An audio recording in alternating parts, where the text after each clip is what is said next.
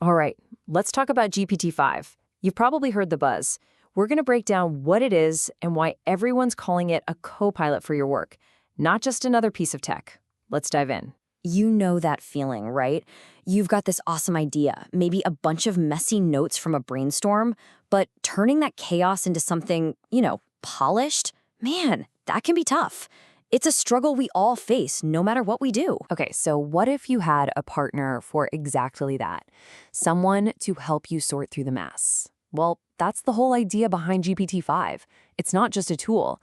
It's being sold as an AI co-pilot that helps you navigate all that complexity. And honestly, that's a pretty game-changing way to look at it. All right, let's look at how this actually works. We're going to start by seeing how it can take something super frustrating, like a chaotic project meeting, and turn it into something clear. Picture this. You're in a meeting, ideas are flying everywhere, total chaos.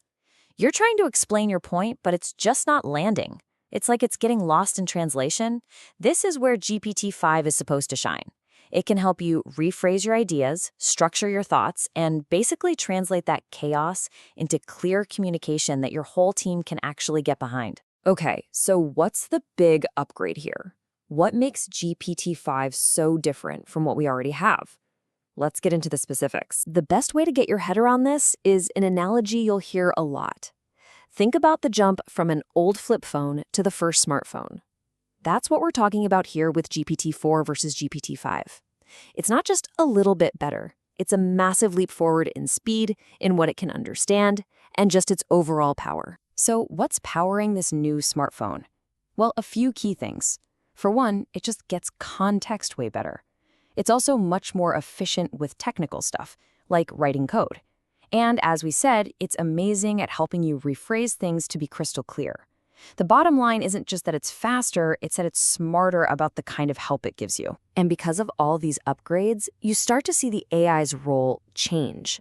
It stops feeling like just a tool you use and becomes more like a personal assistant. Let's put this into a real-world scenario.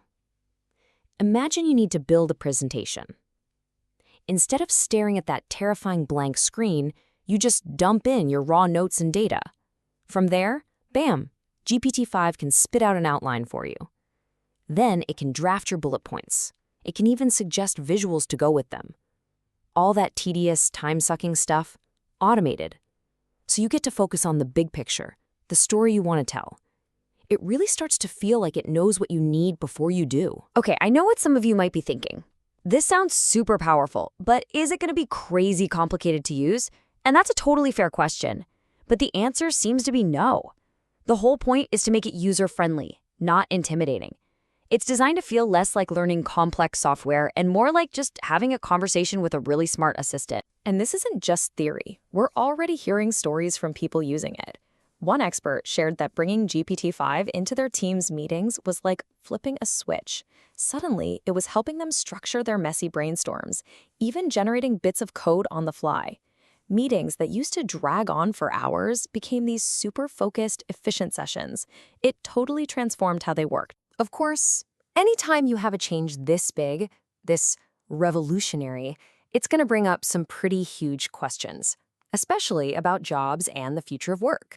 So let's just get right into it. This is the big one, right? The elephant in the room. When you hear about an AI that's this smart, the first thing a lot of us think is this thing going to take my job? It's a real fear. Will an AI that can write and code and think strategically make us obsolete? Well, the perspective from those building and using it is a pretty direct no. One expert put it perfectly. I see AI like GPT-5 as an enabler rather than a replacement. The whole idea is that it's here to boost what we can do, to augment our own skills, not to get rid of them. It's about empowerment. Here's another great analogy for you, the calculator. You know, when calculators first came out, people freaked out. They thought, well, there go all the mathematician jobs. But that's not what happened at all, was it? Instead, it freed mathematicians up from the boring, repetitive calculations. It let them focus on solving much, much bigger and more complex problems. The thinking is that AI is going to do the exact same thing for us. So this all points to one clear picture of the future. It's not human versus machine, it's human and machine working together. So let's just boil it all down. The promise of GPT-5 is that it empowers you. How? By taking over the grunt work, all those repetitive, boring tasks. And that frees you up to do what we humans are amazing at: thinking strategically, being truly creative, and making those big picture judgment calls.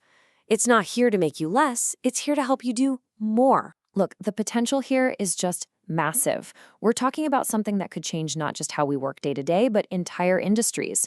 And that leaves us with one final, really empowering thought. This future of human AI partnership, it's not some far-off sci-fi thing. It's here, right now. So the only real question is, how are you going to use it?